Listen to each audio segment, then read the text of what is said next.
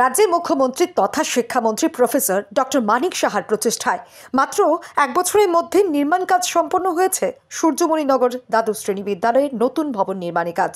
আগামীকাল অর্থাৎ রবিবার জাতীয় সড়কের পাশে গড়ে ওঠা এই নবনির্মিত স্কুল বিল্ডিংয়ের আনুষ্ঠানিক উদ্বোধন হবে রাজ্যের মুখ্যমন্ত্রীর হাত ধরে। বিদ্যাজ্যোতি প্রকল্পের আওতাধীন এই নতুন দ্বিতল ভবনের নির্মাণে ব্যয় হয়েছে 3,26 লক্ষ টাকা।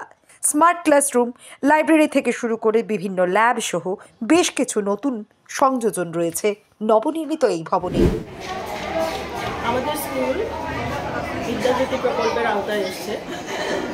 এর কারণে আমরা শিক্ষক শিক্ষিকা ছাত্রছাত্রী সবাই খুবই গর্বিত এবং আমরা আশাবাদী যে ছাত্রছাত্রীদের পঠন পাঠন অনেক দূর এগিয়ে যাবে। আমাদের সারা দেশের সাথে তাল মিলিয়ে আমরা ওদেরকে নিয়ে যেতে পারব। গত বছর থেকে আমাদের এই নতুন বিল্ডিংয়ের কাজ শুরু হয়েছে এবং খুবই তড়িৎ গতিতে আমাদের এই কাজ সম্পন্ন হয়েছে এবং আমরা আগামীকাল সেই বিল্ডিং উদ্বোধনের জন্য অপেক্ষা করছি। উদ্বোধনে এগিয়ে আসছেন, হাত বাড়িয়েছেন আমাদের রাজ্যের মাননীয় মুখ্যমন্ত্রী প্রফেসর ডক্টর মানিক সাহা মহোদয় এবং সাথে রয়েছেন আমাদের ডেপুটি স্পিকার মহোদয় রামপ্রসাদ পাল মহোদয়।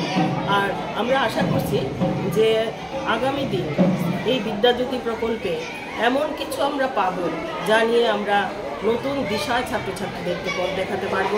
সারা দেশ কেন, সারা পৃথিবীর সাথেই হয়তো আমরা সেই ওদেরকে নিয়ে সেই যাত্রায় আমরা সামিল হতে পারবো। আচ্ছা ম্যাডাম, বর্তমানে স্কুলের স্টুডেন্ট স্ট্রেংথ কেমন? আমাদের এখানে স্টুডেন্ট স্ট্রেংথ প্রাইমারি সেকেন্ডারি মিলিয়ে 735 জনের মতো আছে।